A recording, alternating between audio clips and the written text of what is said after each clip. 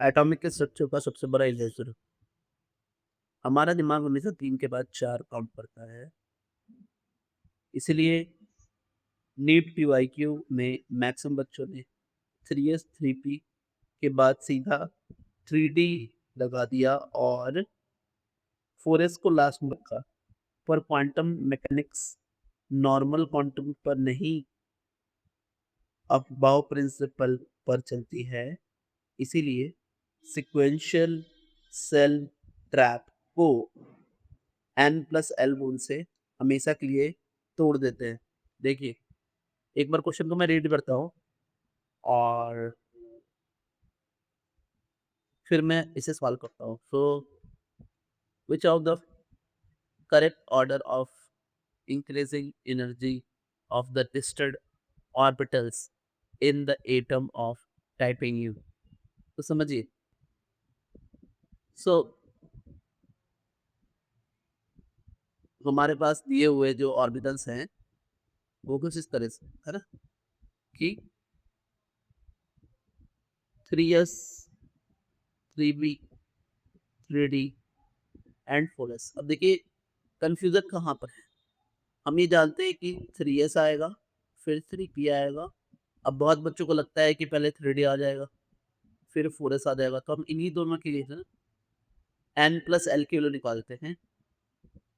तो 3d 4s n की value l की वैल्यू और n+l की वैल्यू n की वैल्यू 3, यहाँ 4s के लिए n की वैल्यू 4, l की वैल्यू यहाँ 2 हो जाएगी और यहाँ l की वैल्यू फॉर s के लिए 0।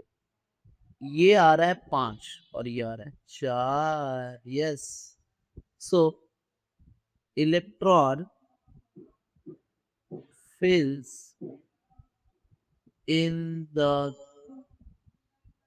orbital having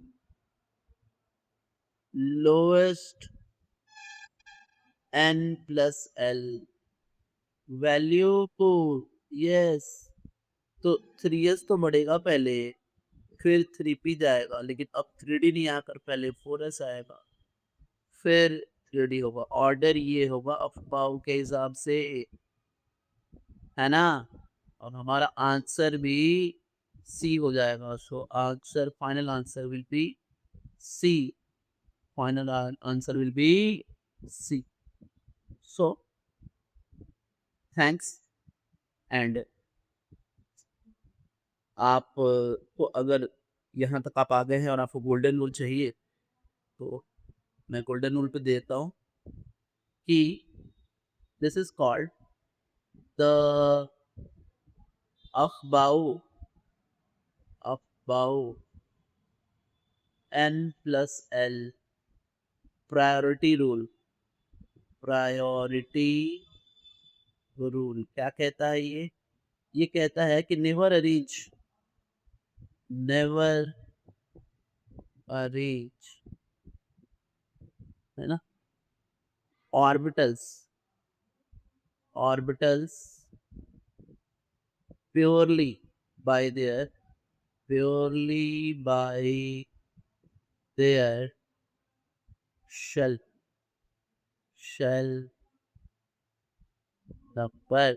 यस, ठीक है। Always always calculate n+l values values to fill the electron in the lowest possible energy orbitals energy orbitals। ठीक है। थैंक्स सबसे